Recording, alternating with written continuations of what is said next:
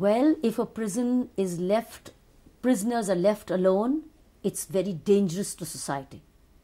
Because when they come out, they could be doubly dangerous. So it's just like gaining time to make them doubly dangerous. Therefore, men or women, well, women certainly in particular, need careful attention while they are put in custody.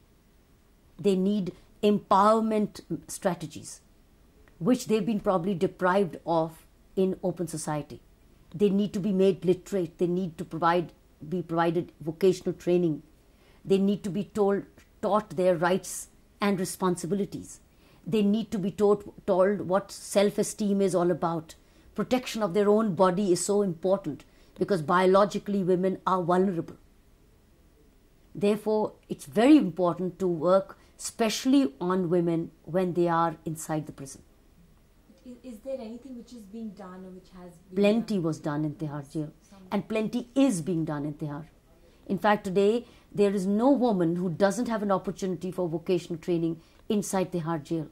There are schools running, there are counseling centers running, there are legal aid centers running.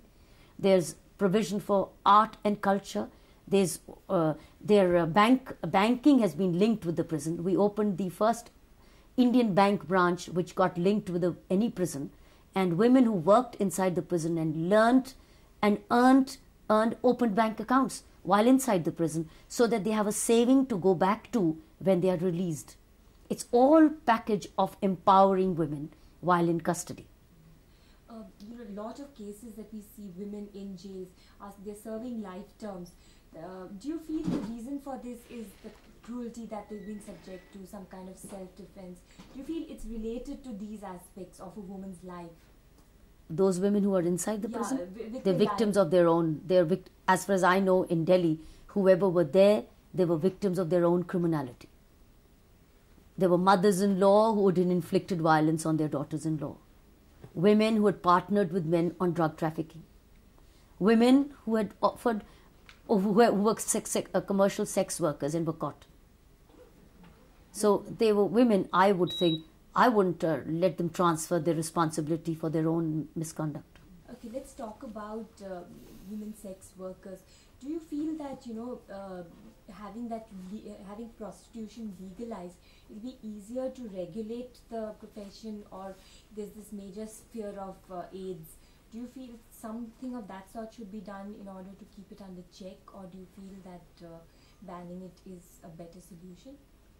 I don't know whether you can ban it, but I doubt whether we should regularize it in that sense.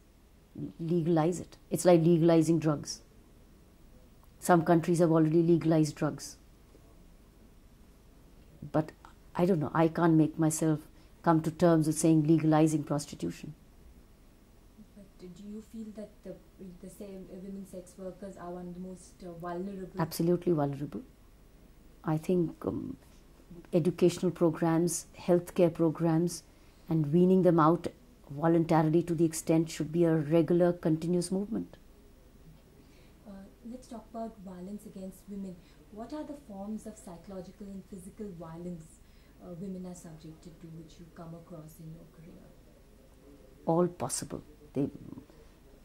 If a man is alcoholic, the wife is absolutely not spared of beating. A man is deviant, the wife is a victim. Wife not giving birth to sons is likely to be a victim. Likely. Well, not bringing enough in marriage, in certain sections of society, likely to be beaten. Having addict son, mother is likely to be beaten. This proved in my doctorate research when I worked on drugs and violence. I found 94% of the addict men, or who happened to be husbands or sons, beat up their wives or mothers. So the woman was a prime victim of domestic violence as far as a drug addict's life is concerned. But what is the reason why women are subject to this? Where she is not strong enough to hold herself. She doesn't have an identity of her own. She can't take the courage of saying, you did this, either you get out of my house. This is my house. The house doesn't belong to her legally, as she thinks. So the house doesn't, so she feels if she challenges, she'll be the loser and she'll lose the roof. She'll lose roof, clothing, shelter, food, and children.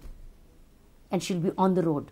So the woman doesn't feel an equal partner in what she's done, all in all what she's invested all her life in her house.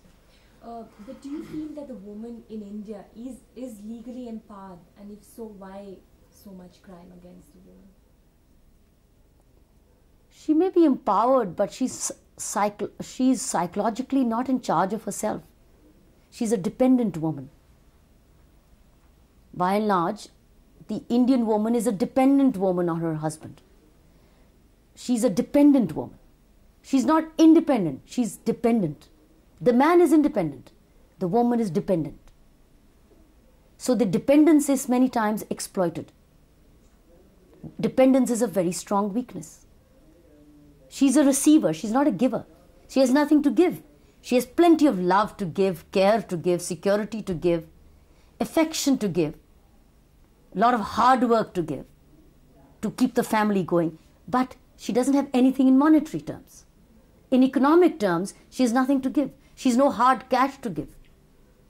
She's not even strong enough to even protect her own jewelry and her own property. She's afraid that that may not even get snatched away. So she's a woman not independent. She's not in charge of her own self, of her own, even her little few savings she has. She has to hide her own savings from the man and the family. So she's not in charge of herself. She's not capable. She may be capable, but she is not being made capable, allowed to be capable. And she doesn't feel herself capable to be able to look after herself. There are very few. There's a very small percentage which says, well, I can take care of myself and I can take care of you. But that number is very few. But there are several laws which are there to protect the woman.